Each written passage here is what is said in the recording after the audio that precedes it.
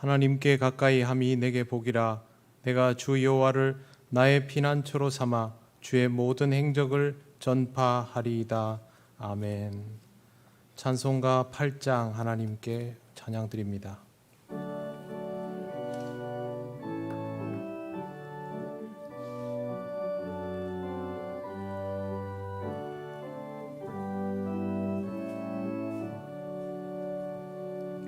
거룩 거룩 거룩 전능하신 주님, 이른 아침 우리 주를 찬송합니다. 거룩 거룩 거룩 자비하신 주님, 성삼위일체 우리 주로다. 거룩 거룩 거룩 주의 보좌 앞에 모든 성도 멸류관을 벗어드리네. 천군 천사 모두 주께 굴복하니 영원히 위에 계신 주로다. 거룩 거룩 거룩 주의 빛난 영광, 모든 죄인 눈 어두워 볼 수 없도다. 거룩하신 이가 주님밖에 없네. 온전히 전능하신 주로다. 거룩 거룩 거룩 전능하신 주님, 천지 만물 모두 주를 찬송합니다. 거룩 거룩 거룩 전능하신 주님, 성삼위일체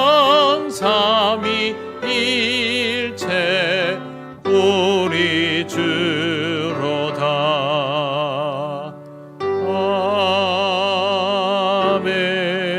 아멘. 성시교독 41번입니다.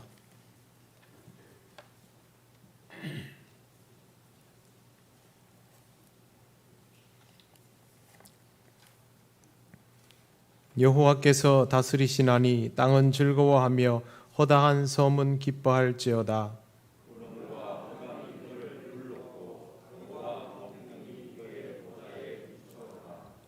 불이 그의 앞에서 나와 사방의 대적들을 불사르시는도다.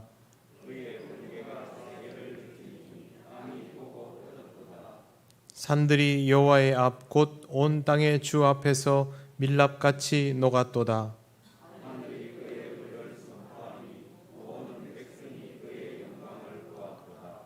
조각한 신상을 섬기며 허무한 것으로 자랑하는 자는 다 수치를 당할 것이라. 너희 신들아, 여호와께 경배할지어다.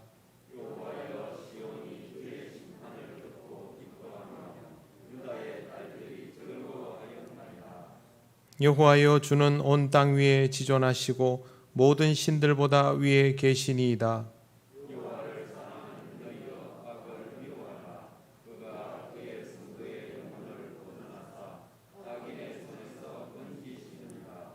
의인을 위하여 빛을 뿌리고 마음이 정직한 자를 위하여 기쁨을 뿌리시는 도다.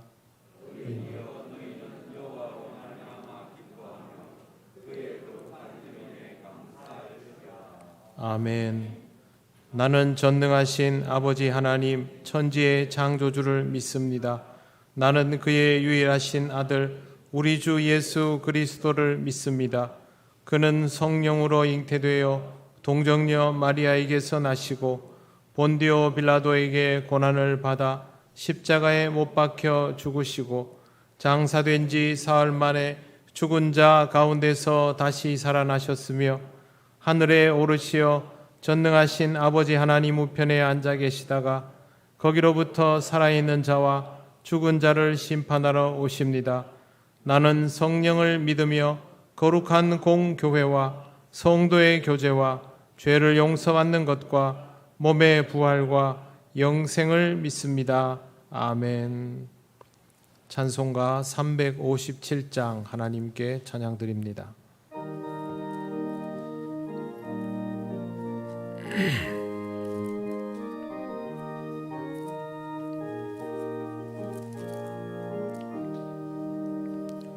주 믿는 사람 일어나 다 힘을 합하여 이 세상 모든 마귀를 다 쳐서 멸하세.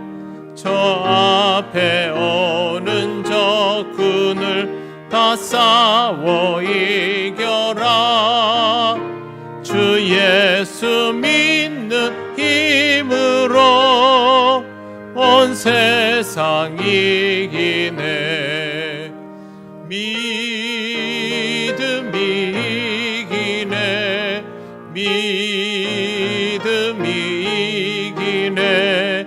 주 예수를 믿음이 온 세상 이기네. 온 인류 마귀 괴율로 큰 죄에 빠지니 진리로 띠를 띠고서 늘 기도 드리세. 참 믿고 의지하면서 겁 없이 나갈 때 주 예수 믿는 힘으로 온 세상 이기네. 믿음이 이기네. 믿음이 이기네. 주 예수를 믿음이 온 세상 이기네. 끝까지 이긴 자에게 흰 옷을 입히고 또 영생 복을 주시니 참 기쁜 일일세. 이 어두운 세상 지나서 저 천성 가도록 주 예수 믿는 힘으로 온 세상 이기네. 믿음이 이기네. 믿음이 이기네. 주 예수를 믿음이 온 세상 이기네.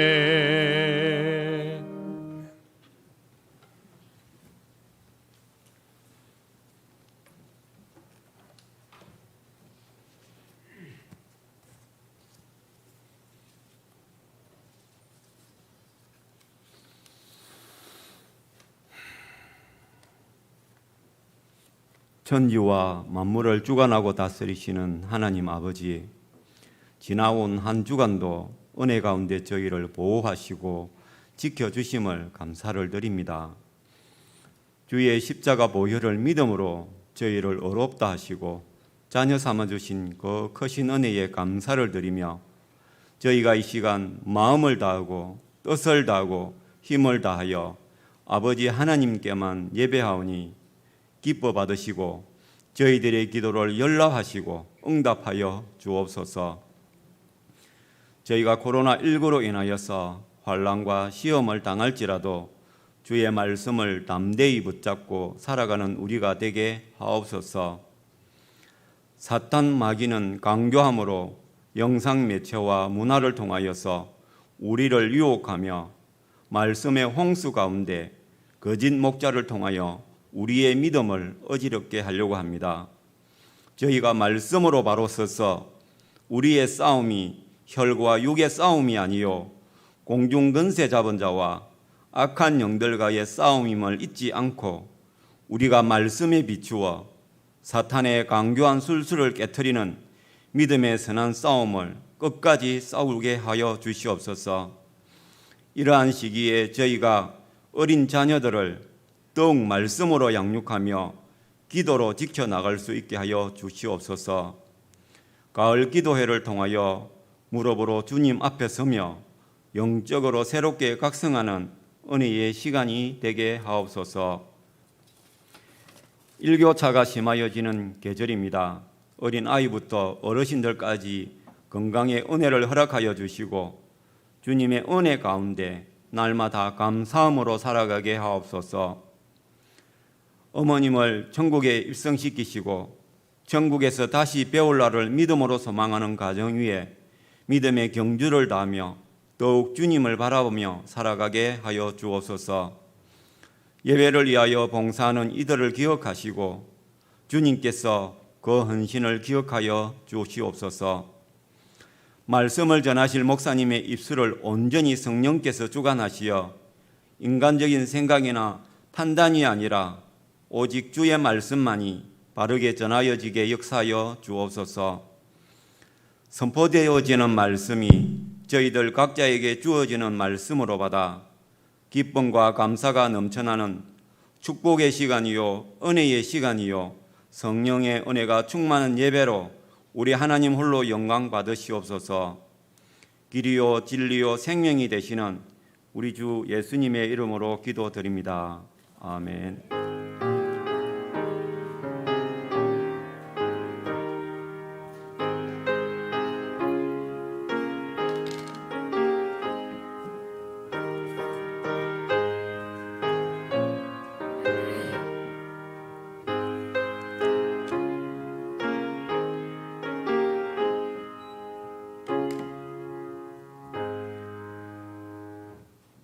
하나님 말씀 에베소서 6장 13절에서 17절입니다.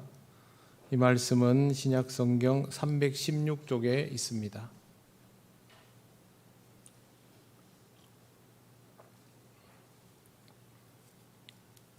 에베소서 6장 13절에서 17절 말씀을 봉독합니다. 그러므로 하나님의 전신갑주를 취하라. 이는 악한 날에 너희가 능히 대적하고 모든 일을 행한 후에 서기 위함이라.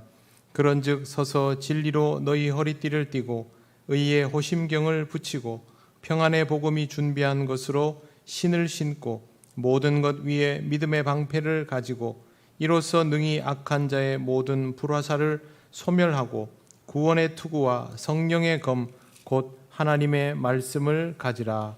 아멘. 기도드리겠습니다. 하나님 감사합니다. 오늘도 우리에게 말씀하여 주시는 이 내용이 온전히 들리며 깨달아지는 은혜가 있게 하옵소서. 전하고 듣는 우리 모두의 마음을 하나님 인도하여 주옵소서. 예수님 이름으로 기도드립니다. 아멘.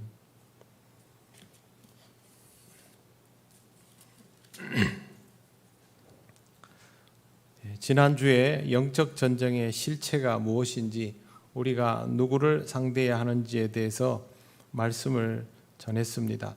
그런데 말씀을 듣고 난 여러분의 표정이 듣기 전보다 조금 더 어두워지는 것을 느낄 수가 있었습니다. 적이 누구인지는 알았으니 이제 정신을 똑바로 차리고 전투에 임해야 하지라는 생각을 하면서도 세상 전쟁도 힘든데 영적 전쟁을 어떻게 감당하나 걱정하는 모습이 보였습니다. 물론 제 판단이 틀렸을 수도 있습니다. 적을 알았다고 해서 바로 전쟁에 임할 수는 없습니다. 준비 없이 나서면 그 전투는 패배할 수밖에 없기 때문입니다. 전쟁에 임한다면 가장 먼저 해야 하는 것이 있습니다. 그건 바로 군인이 되는 것입니다. 꼭 기억을 하시기 바랍니다. 전쟁을 하려면 먼저 군인이 되어야 합니다. 실제로 전쟁이 나면 군인이 전쟁을 하고 군인이 없으면 민간인이 급하게라도 훈련을 받아서 군인이 됩니다. 의병이나 학도 의용군 같은 것이 생겨나는 이유가 바로 여기에 있습니다.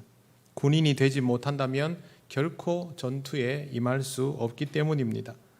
이 사실을 너무도 잘 아시는 하나님은 우리를 먼저 영적 전쟁을 위한 군인으로 만들어 주십니다. 저와 여러분이 군인이 된다는 것입니다. 그러니 지금 상태로 전쟁에 임하면 질 텐데 라는 염려를 하지 말고 하나님께서 우리를 군인으로 만들어 주시면 어떤 과정을 통하여 우리를 변화시키는 것인가에 관심을 가지시는 것이 더 현명한 선택입니다. 하나님은 먼저 우리를 군인 정신으로 무장시켜 주십니다. 군인에게는 복무신조, 군복무를 위한 신조가 있습니다. 우리에겐 사도신조가 있는 것처럼 그렇습니다. 군인으로 살아가는 동안 지켜야 할 것들을 매일매일 외우게 만듭니다. 복무신조를 안 외워도 되면 이제 군대에서 고참이 된 겁니다. 이걸 매일 외우면 그런 생각이 듭니다. 아, 내가 군인이구나. 훈련 열심히 해서 이 나라를 지켜야 하는구나. 명예와 신의를 지키며 전우애를 잘 유지해야 하는구나. 이런 생각들을 하게 됩니다. 우리도 복무신조가 있다고 말씀드렸습니다. 사도신경입니다. 우리가 지속적으로 사도신경을 고백하는 이유는 우리의 소속이 어디인지를 분명히 알기 위해서, 우리의 지휘관이 누구인지를 확인하기 위해서, 우리가 누구를 믿고 무엇을 믿고 믿는다면 어떻게 행동해야 하는지를 잊지 않기 위해서 사도신경을 매일 고백하는 것입니다. 군인은 군인 정신으로 나라를 지키고 있지만 우리는 믿음으로 하나님 나라를 지키는 사람들입니다. 물론 군인이 맨손으로 백병전만 해가지고 전투에 승리할 수는 없습니다. 필요한 것들이 갖추어져야 합니다. 무장을 해야 한다는 뜻입니다. 하나님은 당연히 우리에게 무장을 시켜 주십니다. 바울은 이것을 오늘 말씀에서 말해주고 있습니다. 13절 보시면 그러므로 하나님의 전신갑주를 취하라. 이는 악한 날에 너희가 능히 대적하고 모든 일을 행한 후에 서기 위함이니라. 악한 날에 우리가 능히 대적하고 완벽하게 영적 전투에 임한 후에 그리스도인답게 여전히 똑바로 서 있으려면 전신갑주가 필요한 것입니다. 전신갑주, 즉 우리의 온 몸을 두르는 갑옷을 하나님은 주십니다. 이게 어떤 것인지를 하나하나 살펴보겠습니다. 먼저 주의할 것은 세상의 칼과 창을 막는 용도는 아니다라는 것을 꼭 염두에 두시기를 바랍니다. 첫째, 진리로 허리띠를 띠어야 합니다. 보통은 진리의 허리띠라고 간단히 부르지만 정확한 표현은 진리로 허리를 두르는 것입니다. 성경에서 진리는 주님의 말씀입니다. 주님의 말씀을 진리라고 하는 이유는 감추어진 것이 주님을 통하여 드러났고 그것이 누구도 부정할 수 없는 명백한 사실이기 때문에 진리라고 부릅니다. 여기에서 사용된 헬라어 알레테이아는 감추어진 것이 드러났는데 명백하다 할 때 쓰는 단어입니다. 허리띠 그러면 여러분 보통 바지 허리띠 생각하시죠? 여기에 나온 허리띠는 그런 허리띠가 아닙니다. 통옷을 이렇게 조여주는 그런 띠를 말합니다. 여성분들 원피스 입으면 이렇게 허리띠 해가지고 라인도 살리고 그렇게 하지 않습니까? 근데 이 용도는 실용성 때문입니다. 간단하게 설명드리면 옛날 사람들의 옷은 지금 제가 입고 있는 가운처럼 통옷입니다. 근데 이런 상태로 제가 전쟁에 나간다고 생각을 해보십시오. 몇 발짝 못 뛰고 가운에 발이 걸려가 넘어지고 칼을 휘두른다고 하면 이게 거추장스러워가지고 어쩔 줄을 몰라 할 겁니다. 정말 제가 이 전쟁에서 살아남으려면 제일 먼저 해야 되는 일이 이 옷을 허리를 조여서 펄럭이지 않도록 하는 것. 두 번째는 다리에 이 길게 늘어진 이러한 것들도 갈무리를 시키는 것. 더 나아가서는 팔에도 마찬가지로 띠를 둘러서 조이는 것이죠. 성경에 나오는 허리띠라는 말은 이런 통옷을 타이트하게 조여줘서 활동하기에 좋도록 만드는 그런 용도입니다. 한마디로 말해서 허리띠는 전투 모드로 들어가는 출발점이 되는 것이죠. 진리가 우리에게 허리띠라는 것은 그리스도의 가르침이 우리로 하여금 눈을 번쩍 뜨이게 하고 정신이 차려지게 만들어 주어서 제대로 전투 모드로 들어가게 만든다는 뜻을 가지고 있습니다. 바울은 사람들이 주님을 찾을 때 주님을 제대로 알아보지를 못했습니다. 나중에 알아보게 되었죠. 그리스도를 알아보게 된 순간 자기가 누구인지도 알게 되었고 자기가 상대해야 될 대상이 무엇인지도 알게 되었습니다. 그러면 무엇을 해야 하는지도 알게 되었죠. 그때부터 바울은 전투 모드에 들어가게 됩니다. 사도 바울을 성경에서 보고 있으면요, 그야말로 신앙의 전사입니다. 전투 모드를 결코 풀지 않는 그런 사람이죠. 그렇게 할 수 있는 이유는 주께서 주신 진리로 먼저 허리를 조였기 때문입니다. 진리를 알지 못하면 전투 모드에 들어갈 수 없습니다. 예수님의 말씀이 우리의 인생에 가장 명확한 사실이 되지 못한다면 여전히 헐렁한 통옷을 입고 겉멋을 부리는 그런 껍데기밖에 없는 인생에 불과하다는 말입니다. 그러므로 영적 전쟁에 임하려면 반드시 진리로 먼저 허리를 동여 메어야 합니다. 말씀으로 무장이 확실하게 되어야 합니다. 좀 더 구체적으로 말씀을 드리면 사도신경에 나오는 의미를 제대로 이해하고 있어야 합니다. 그리스도의 가르침이 무엇을 의미하는지 다른 사람들에게 이야기해 줄 수 있어야 됩니다. 내가 그렇게 믿고 확신하기 때문에 이야기해 줄 수 있어야 됩니다. 카더라 이게 아니고요. 정말 그것이 나의 이야기가 되어서 다른 사람에게 해줄 수 있을 정도여야 자기가 이미 그 허리띠를 메고 있는 상태가 되는 것이죠. 사탄은 우리가 싸워야 하는 적이지만 우리 자신의 역량으로만 상대할 수 있는 적이 결코 아닙니다. 그렇기 때문에 이렇게 전의를 다질 수 있는 진리의 허리띠를 매는 그런 과정을 반드시 해야만 합니다. 두 번째, 의의 호심경을 붙이고입니다. 호심경은 표준 세번역에는 가슴막이로 번역을 하고 있습니다. 그런데 이 단어가 토라카 혹은 소라카라고 부르는데 이게 가슴막이만이 아니고 목도 가리고 또 허벅지까지 가릴 수 있도록 또 되어 있습니다. 실제로 전투를 하면 직접 공격을 당할 수 있는 부분들을 전부 가리는 것이 토라카입니다. 예전에는 헝겊을 여러 겹 덧대어 가지고 창에 찔리거나 화살에 맞더라도 상처가 깊지 않도록 하는 그런 수준이었다가 그 다음에는 가죽을 덧대어서 점점 더 이제 방어력을 높였던 것이죠. 그리고 나중에 중세시대 같은 경우에 보면 쇠사슬로 된 조끼, 무겁지만 그 조끼를 입어서 칼과 창을 막을 수 있도록 했습니다. 그런데 칼과 창도 점점 발달을 하니까 이걸로는 안 되니까 나중에는 그 갑옷, 중세 기사들이 입는 그런 갑옷까지 발전하게 되었습니다. 소재가 점점 강하여진 것이죠. 영적 전쟁에 사용하는 호심경, 토라카의 재료는 무엇일까? 하나님의 의입니다. 의라는 말을 보면서 우리가 제일 먼저 생각해야 될 게 이 의는 나의 것이 아니다. 나한테는 없는 것이다. 라는 생각부터 해야 합니다.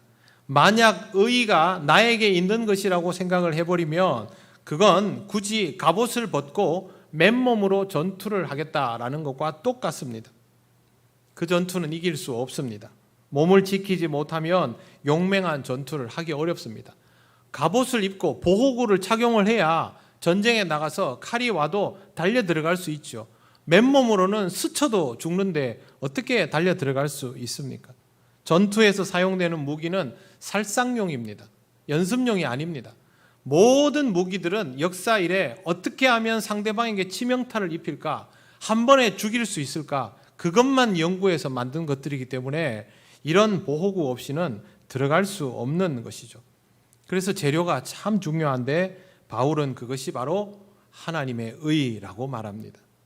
의는 하나님의 은혜로 주어진 그리스도의 의로 우리에게 다가옵니다. 우리가 하나님의 의를 직접 경험할 수 없으니까 그리스도를 통하여 구체적으로 보게 되었다는 것입니다. 의라는 말을 우리말로 그대로 풀었으면 올바름이 됩니다. 그리스도께서 올바르다 하신 것을 우리가 가지고 그 올바름으로 우리 자신이 보호되도록 해야 그게 바로 의의 호심경이 되는 것입니다. 사람들은 세상을 살아가면서 자신을 방어할 수 있는 방어 기제들을 많이 갖추려고 합니다. 이 세상 사람들이 생각하는 방어 기제들은 우리가 잘 알고 있듯이 많지요. 물질이나 권력이나 사회적 지위나 이런 것들이 방어 기제가 될 겁니다. 하지만 정의로 자신을 방어하는 사람은 참 찾아보기가 어렵습니다. 이런 사람들은 불의가 가득한 세상 속에서 더 피해를 입기 때문입니다. 그러나 피해를 입더라도 정의로 자기 자신을 방어하는 사람들이 없지는 않습니다. 그 사람들은 이 세상에서 올바름을 실천하려다가 상당히 많은 고통을 당하고 죽기까지 하지요. 그렇다 하더라도 정의는 그 사람들답게 만들어 줍니다. 그리스도인도 마찬가지입니다. 그리스도의 의로 우리 자신의 보호구를 삼으면 세상에서 보호를 받을 수 있을까요? 그리스도의 의로 이 세상에서 보호를 받지 못합니다. 의의 호심경을 붙이면 세상의 악당들로부터 우리 자신을 보호하게 할 수 있는 슈퍼 방패 정도로 생각하는 경우가 많은데 그렇지 않습니다. 오히려 그 반대입니다. 하나님께서 바울을 들어 사용하셨습니다.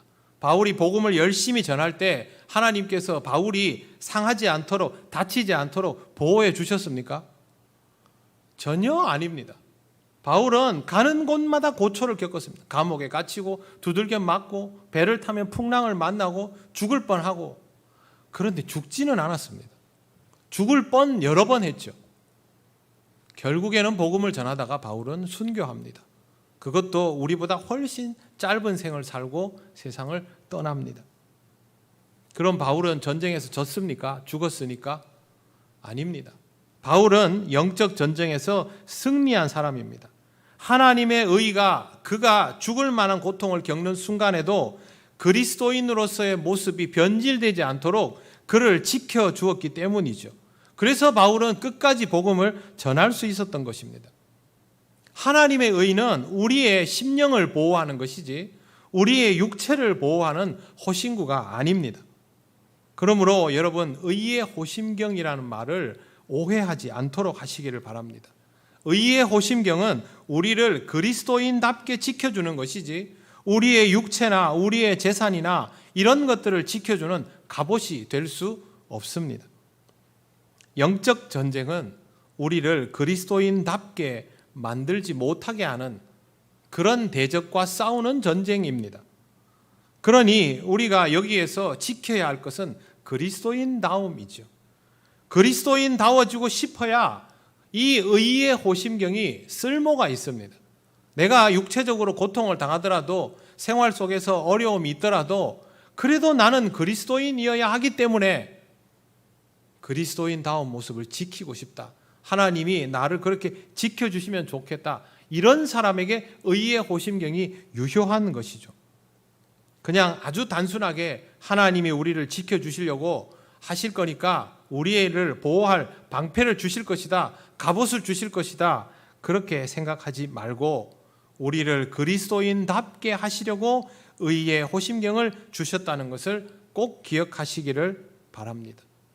이게 필요한 줄을 알아야 의의 호심경을 붙이지 이게 필요한 것을 모르면 우리는 의의 호심경을 붙이지 않고 세상 사람들과 똑같은 갑옷과 방패를 가지고 전쟁을 하려고 합니다. 그 전쟁은 영적 전쟁이 될 수 없습니다.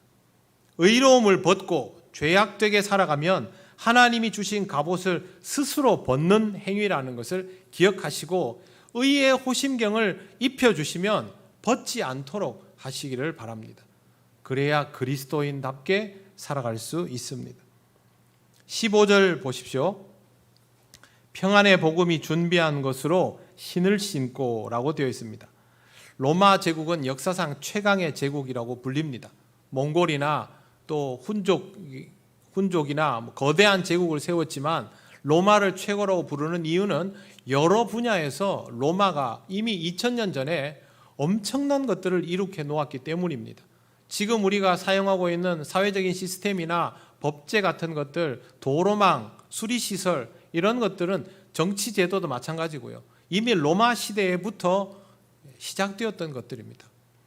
그 외에도 또 한 가지가 있습니다. 바로 전투화입니다. 로마 제국 시절의 사람들은 맨발로 다니는 이가 허다했고 또 샌들을 신기는 했지만 그렇게 기능이 좋은 샌들이 아닙니다. 우리도 샌들 신으면 활동력이 떨어지지 않습니까? 그런데 로마 군인들은 전투화가 되는 샌들을 신었습니다. 샌들 보면 위에가 이 구멍이 이렇게 얼기설기 나 있죠. 바람이 잘 들어가도록. 그런데 가죽으로 만든 샌들이 위에 보면 틈이 있기는 하지만 상당히 촘촘하게 되어 있습니다. 그리고 발목 위에 상당히 높은 부분까지 가죽끈을 엇갈리게 묶어가지고 풀리지 않도록 견고하게 묶을 수 있도록 지금의 전투화 높이까지 사실상 부츠이죠.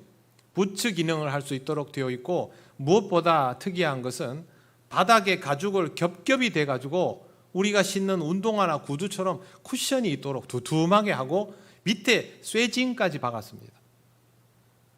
그 당시에 군인들은 거의 맨발로 전투에 임하거나 그렇게 했습니다. 왜? 평소에 맨발로 훈련을 하고 운동도 맨발로 하던 시대이다 보니 그게 익숙한 것이고 견고하지도 않은 샌들을 신고 자칫 전쟁하다가 잘못되면 오히려 이것 때문에 위험을 자초할 수 있으니까 맨발인 거죠. 상대방은 맨발이고 여기는 전투화를 신고 있으면 이걸 이용하면 전쟁에 절대 유리해집니다. 그만큼 로마의 군대의 전투화는 무시무시했습니다. 전투를 더욱 강인하게 수행할 수 있는 군인의 역량을 끌어올려 줄 수 있는 전투화를 로마 제국은 가지고 있었던 것입니다. 군대에서 제대하면요, 금방 제대한 사람들 특징이 툭하면 전투화를 신으려고 합니다. 이때까지 그거 신고 무좀도 그것 때문에 걸리고 이랬는데 집에 오면요, 괜히 밖에 나갈 때 그거 신고 나갑니다. 여기도 유용할 것 같고 저기도 유용할 것 같고. 일반인들이 보기에 전투화가 굉장히 무겁고 불편해 보이지만 길 들여놓으면 전투화만큼 다용도로 쓰일 수 있는 물건이 잘 없다 싶을 정도입니다. 기능이 그만큼 좋다는 것이죠. 이런 강력한 기능을 가진 전투화처럼 우리 그리스도인에게도 그리스도인의 일을 수행할 수 있는 그런 신발이 필요하다는 겁니다. 바울이 말하는 것이 바로 그겁니다. 평안의 복음. 그런데 왜 복음이라고 하지 않고 평안의 복음이라고 했을까요? 이사야 52장 7절을 보면 이렇게 되어 있습니다. 평화를 공포하며 복된 좋은 소식을 가져오며 내 하나님이 통치하신다는 자의 산을 넘는 발이 어찌 그리 아름다운고. 복음은 선지자 이사야의 말처럼 평화를 공포하고 복된 좋은 소식을 가져다 줍니다. 굴레와 억압에서 해방시켜주고 사람을 평안하게 하는 것입니다. 이렇게 좋은 소식을 전하는 사람의 상태는 어떨까요? 그 사람도 이미 평안하고 복된 상태일 때 이 소식이 유효한 것이죠. 그러면 복음을 전하는 사람은 복음을 전하는 사람답게 이미 그 복음으로 평안을 누리고 있는 사람이어야 합니다. 우리가 물건을 배달하는 사람이 아니지 않습니까? 그 물건을 소유하고 나누는 사람이죠. 그런 의식이 복음을 가진 자에게 있어야 하는 겁니다. 다른 사람에게 평안의 복음을 전하는 우리가 평안한 상태가 아니라면 누구도 우리가 전하는 복음을 제대로 받아들이려 하지 않을 겁니다. 제가 며칠 전에 본 모습입니다. 요 근처인데 어떤 할머니가 계셨는데 제가 이렇게 지나가는데 갑자기 뒤에서 이렇게 말씀하셨습니다. 예수 믿으세요. 뒤로 딱 돌아봤더니 할머니는 그 뒤에 다른 반응이 없었습니다. 그래서 저도 모르게 뒤를 돌아보고 좀 서서 구경을 했습니다. 그랬더니 이렇게 하십니다. 혼자 가만히 숭례관 뒤에 서가지고 계시다가 사람들이 다가오면 일정 거리 안에 딱 들어오면 예수 믿으세요. 그리고는 아무 말을 안 하십니다. 그럼 사람이 힐끗 보고 지나갑니다. 또 어떤 사람이 반경에 들어오면 다시 예수 믿으세요. 이게 전부입니다. 이걸 계속 반복하고 있었습니다. 복음을 전하는 일은 귀한 일이고 할 수만 있다면 더 전해야 하는 일은 맞는데 제가 그 모습을 보면서 딱 떠오르던 그림이 있었습니다. 예전에 신학교 다닐 때 전철 타고 이렇게 왔다 갔다 하는 일이 있으면 전철을 탈 때마다 만나는 전도하는 분들입니다. 그분들도 복음을 전해야 되겠다는 열망으로 전하는데 그게 효과가 별로 없습니다. 왜 없냐 하면 그분들의 모습이 전철을 타고 있는 바쁜 일상을 보내고 있는 사람들과 많이 달랐기 때문입니다. 금방 산에서 내려온 듯한 모습, 등에 낡은 배낭을 메고 옷도 일반인들이 입는 그런 옷이 아니라 계절에 안 맞는 옷들을 입고 초췌한 모습으로 사람들을 향해서 예수천당 불신지옥 그걸 몇 번 외치다가 전철이 딱 도착을 하고 문이 열리면 제일 먼저 내려서 나갑니다. 그러면 사람들은 이상한 표정으로 쳐다봅니다. 분명히 믿음이 좋은 분들이죠. 복음을 전하고 싶은 열망은 있죠. 그런데 복음을 전하는 모습이 그렇게 복되어 보이지는 않았습니다. 이단들은 어떻습니까, 여러분? 이단들이 복음을 전할 때 예수 믿으시오 이러고 고개 돌리고 갑니까? 예수 천당 불신족 이렇게 하는 이단 보셨습니까? 그렇게 하지 않습니다. 이단들은 복장을 아주 사람들에게 친화력 있게 만들어 놓고 표정조차도 굉장히 준비된 표정, 정말 친화력 있는 표정으로 사람들에게 다가섭니다. 그리고 말을 붙이죠. 예수 믿으세요 뭐 이런 말도 잘 안 합니다. 그 다음에 자기들의 공동체죠. 교회라고 부르지만 그 공동체로 나오도록 유도를 합니다. 상대방이 뭐라도 말을 걸면 그거를 기다렸다는 듯이 낚아챕니다. 우리는 누가 말 걸을까 봐 겁을 내면서 전도를 하고 표정이 긴장하는 기색이 역력한데 반해서 이 사람들은 얼마나 준비를 했는지 누가 이렇게 시비라도 걸라 그러면 때는 이때다. 나한테 말만 걸어주라. 그러고 나서서 사람들을 만납니다. 이단들은 사람들을 만날 때 두려움이라는 게 없습니다. 그만큼 자기들의 확신에 차 있다는 거죠. 복음을 가지고 있는 우리보다 더 확신에 차 있으면 이게 우리가 복음을 제대로 가지고 있기는 한 건가라는 생각이 그분들 볼 때마다 듭니다. 여러분, 우리가 그리스도인으로 살아가면서 우리의 삶이 복음을 통하여 변화되고 우리의 인생에 하나님께서 주시는 여유가 나오지 않으면 이 땅을 살아가는 삶의 그 특별한 능력들이 드러나지 않으면 우리 입으로 다른 사람들에게 아무리 예수 믿으세요를 외쳐도 그 사람들 귀에 들리지 않습니다. 물론 그 사람들의 삶이 실족하고 또 실족해서 나락에 떨어지면 예전에 들었던 그 말을 기억하는 효과는 있겠죠. 지금은 아닙니다. 복음을 전하려면 내가 복되다고 내 삶을 느끼고 있어야 하는 것이죠. 그렇지 않으면 복음 전하는 것이 결코 쉽지가 않습니다. 바울이 평안의 복음을 신으라고 말한 것은 하나님께서 이미 평안의 복음을 주셨으니 그걸 잘 유지하고 살아라 하는 뜻입니다. 우리의 모든 일상에 그 복음을 가지고 한 걸음 한 걸음을 옮겨 나가라 하는 뜻입니다. 복음은 우리를 평안하게 만들어 줍니다. 복음이 충만한 만큼 평안하여지는 것이죠.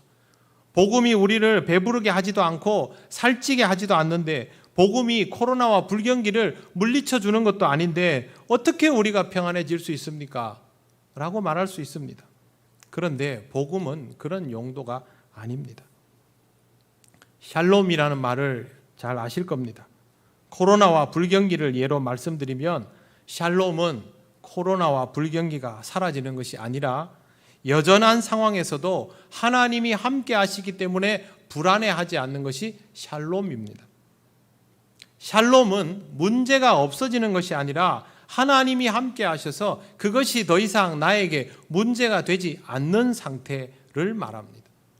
평안의 복음이라는 것은요, 그 복음을 받아들이는 순간 내 주변에 있는 문제들이 전부 사라지는 것이 아니라 그것이 더 이상 나에게 문제가 될 수 없게 되는 것을 말합니다. 그러니 이것들이 다 사라져야 내가 평안하다고 생각하면 나는 죽을 때까지 평안할 수 없는 것이죠. 평안의 의미를 오해하지 않도록 하시기를 바랍니다. 우리가 영적 전쟁을 위하여 제대로 무장을 하려면 샬롬의 상태가 되어야 합니다. 16절을 보고 함께 말씀 나누겠습니다. 오늘은 믿음의 방패까지만 하겠습니다. 모든 것 위에 믿음의 방패를 가지고 이로써 능히 악한 자의 모든 불화살을 소멸하고, 방패는 무기를 구체적으로 막아낼 수 있는 도구입니다. 방패, 그러니까 수비를 생각하는데요, 방패는요 공격을 위한 도구입니다. 수비를 할 때는 뭐 갑옷이든 방패든 그냥 가지고 막으려고 들겠지만, 방패라는 것은 상대방이 공격을 하면 그걸 막고 내가 공격을 할 수 있는 전초적 도구인 것이죠. 악한 자의 불화살, 즉 마귀 사탄의 공격을 막아낼 수 있는 도구를 바울은 믿음이라고 하고 있습니다. 처음에 말씀드린 것처럼 영적 전쟁은 우리의 역량으로만 할 수 있는 전쟁이 아니기 때문에 믿음이 그토록 중요한 겁니다. 악한 자의 모든 불화살은 우리를 죽이는 것이 아니라 우리를 악하게 만드는 불화살입니다. 사탄이 우리를 공격하면 죽을까 봐 겁을 내는데, 사탄은 우리를 써먹어야 되기 때문에 이 세상적으로는 절대 우리를 죽이지 않습니다. 쓸 수 있도록 만드는 것이죠. 그래서 이 공격에 당하면 사탄의 수하가 되어버리고 그것이 영적으로 죽는 것입니다. 육체는 멀쩡하지만 영적으로는 죽은 상태인데, 이걸 알지 못하고 사탄이 우리를 세상에서 실패하게 하고 낙심하는 줄 하게 하고, 그래가지고 그렇게 안 되려고 수비를 하다 보면 엉뚱한 것을 지키고 있는 우리 모습을 발견할 수밖에 없습니다. 이걸 수비해야 되는데 여기를 수비하고 있으면 이게 다 뚫리는 거죠. 그렇게 해서 우리는 자꾸 영적 전쟁에서 지게 되는 것입니다. 사탄은 이미 우리의 믿음이 약함을 알고 있습니다. 그래서 그게 급소인 걸 아니까 계속 우리의 믿음 없음을 공격합니다. 그런데 우리는 믿음도 없이 사탄을 막아보려고, 수비를 하려고 그렇게 합니다. 소용없는 일입니다. 사탄의 공격을 막기 위해 방공호로 들어가면 막아질까요? 무쇠 갑옷을 입으면 막아질까요? 최첨단 방패를 사용하면 막아질까요? 전혀 아닙니다. 예배당 안에 있으면 막아질까요? 그럴 수 없습니다. 어디에서도 사탄의 화살은 막을 수 없습니다. 해법은 딱 한 가지뿐입니다. 우리에게 주님을 향한 견고한 믿음이 있다면 이 악한 자의 불화살을 막을 수 있습니다. 사탄의 공격을 막을 수 있습니다. 믿음이 있어야만 막을 수 있습니다. 의심하는 순간 우리의 심령은 악함의 화살에 관통당하고 맙니다. 의심하는 순간 우리는 주님이 말씀하신 대로 행동하지 않고 반대로 행동할 것이기 때문에 사탄은 그 기회만 노리는 것이죠. 그러므로 사랑하는 성도 여러분, 하나님을 의심하지 않도록 하시기를 바랍니다. 영적인 전쟁에서 믿음이 얼마나 중요한지는 이제까지 말씀을 드렸고, 다음 주 새벽기도 시간에도 제가 또 똑같은 말을 할 수밖에 없습니다. 방패는 전투에서 정말 중요한 수단입니다. 그러니 이렇게 기억을 하시기 바랍니다. 저를 한번 따라해 보시겠습니다. 나를 지키려면 믿음을 지켜야 한다. 한 번 더 하겠습니다. 나를 지키려면 믿음을 지켜야 한다. 이걸 꼭 기억하시기 바랍니다. 이것이 믿음의 방패를 제대로 사용하는 방법입니다.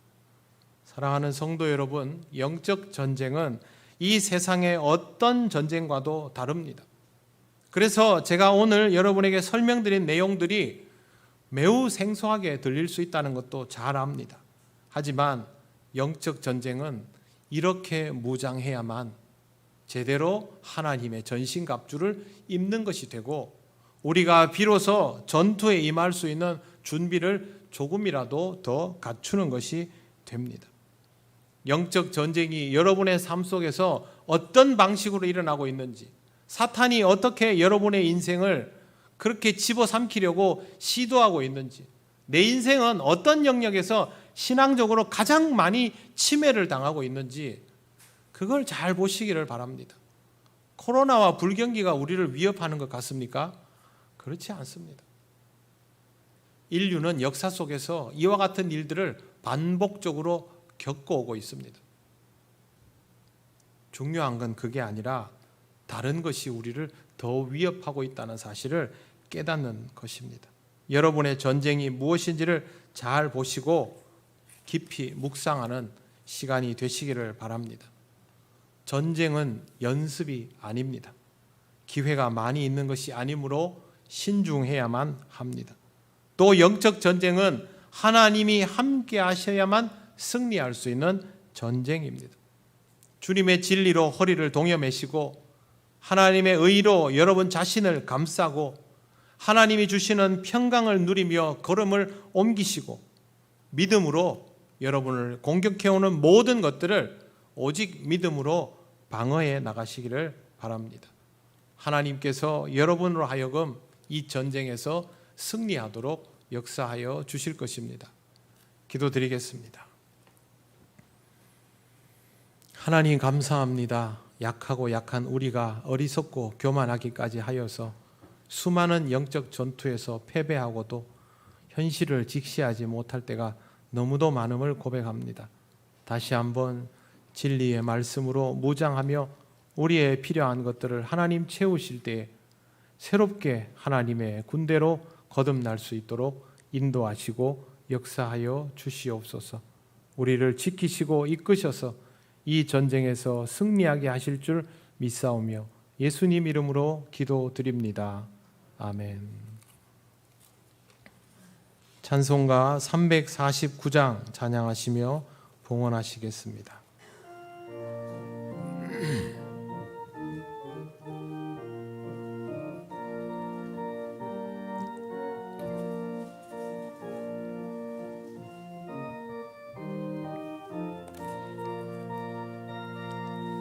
나는 예수 따라가는 십자가 군사라 주 이름 증언하기를 왜 주저하리요. 다른 군사 피 흘리며 나가서 싸울 때 나 혼자 편히 앉아서 바라만 보리요. 다른 사람 어찌든지 나 주님의 용사 되리. 나는 주의 군사 되어 충성을 맹세하여 내가 승리하기까지 주 은혜로 싸우리. 주님의 용사 된 내게 주의 일 맡기소서. 큰 싸움은 시작되어 용사를 부른다. 일어나 전쟁 마당에 다 어서 나가자. 거룩하신 주님 위해 싸우러 나가자. 주님의 권능 힘입어 다 이길 때까지. 다른 사람 어찌든지 나 주님의 용사 되리. 나는 주의 군사 되어 충성을 맹세하여 내가 승리하기까지 주 은혜로 싸우리. 주님의 용사 된 내게 주의 일 맡기소서. 그 승리의 영광 위에 싸워야 하리라. 주 말씀 나의 힘 되니 겁낼 것 없도다. 모든 싸움 이긴 후에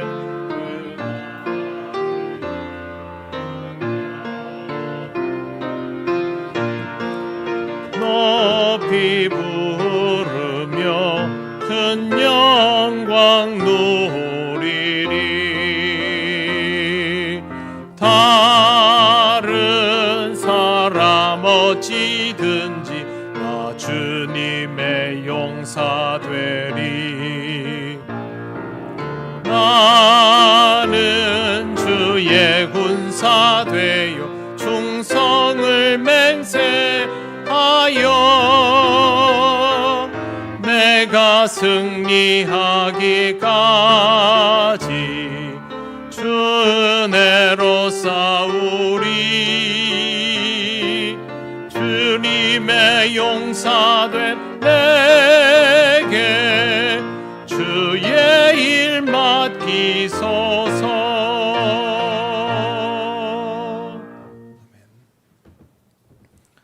하나님 감사합니다. 우리에게 늘 은혜로 채워주셔서 오늘도 기쁜 마음으로 하나님 앞에 감사의 예물을 드립니다.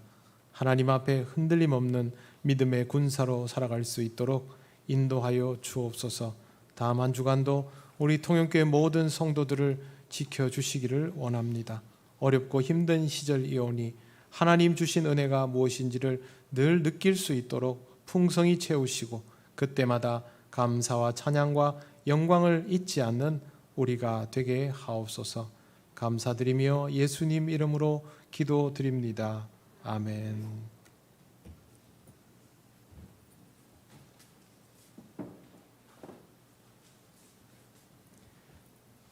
교회 소식입니다. 예배에 나오신 모든 분들을 환영합니다.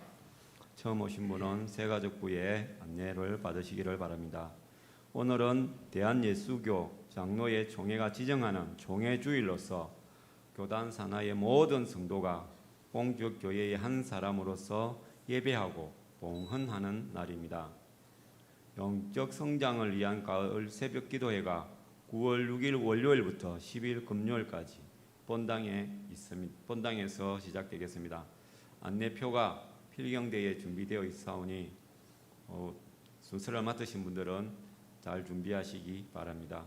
모임이 있습니다. 재직회가 2부 예배 후에 본당에서 있겠습니다. 안내입니다. 제57회 통영시 차례가 9월 7일 화요일에 오전 11시 저희 교회 본당에서 있겠습니다.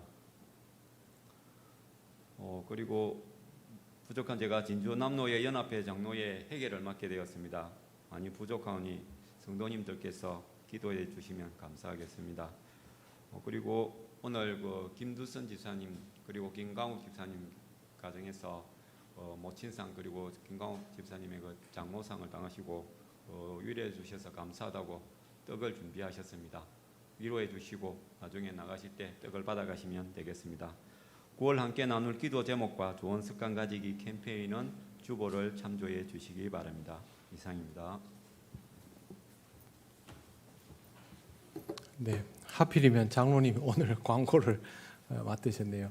네, 우리 교회 장로님들께서 노회에서 다른 교회 장로님들과 교류를 많이 하면서 노회의 귀한 일들을 계속 잘 감당해 오고 있습니다. 노회 일들 할 때마다 여러분들 많이 기도해 주시길 바라고 특별 새벽 기도회는 선착순 50명입니다. 그 이상은 사회적 거리두기 때문에 안 됩니다. 오실 분들은 시간 맞춰서 빨리 오시고 또 이 기도의 시간을 통해서 영적 전쟁을 조금 더 하나님 앞에서 잘 감당할 수 있는 우리가 되면 좋겠습니다. 이제 자리에서 일어나셔서 예배드린 교우들과 인사를 나누시겠습니다.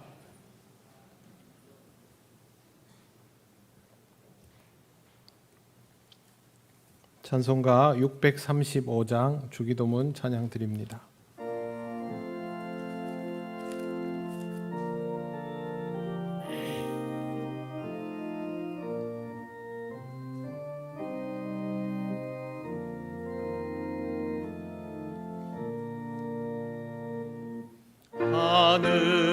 하늘에 계신 아버지 이름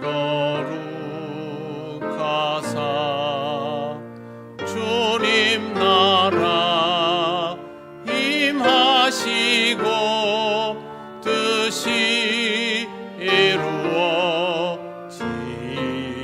이루어지이다. 일용할 양식 주시고 우리들의 큰 죄 다 용서하옵시고 또 시험에 들게 마시고 악에서 구원하소서. 대개 주의 나라 주의 권세 주의 영광 영원히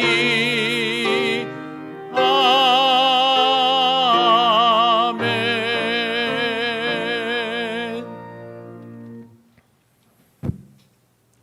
우리 주 예수 그리스도의 크신 은혜와 하나님 아버지의 놀라우신 사랑과 성령님의 교통하시고 인도하여 주심이 하나님의 은혜를 힘입어 영적인 무장을 하고 하나님께서 이끄시는 전투에서 승리하기를 원하는 이 시간 예배하는 권속들 위에 영원토록 함께 하시기를 간절히 축원하옵나이다. 아멘.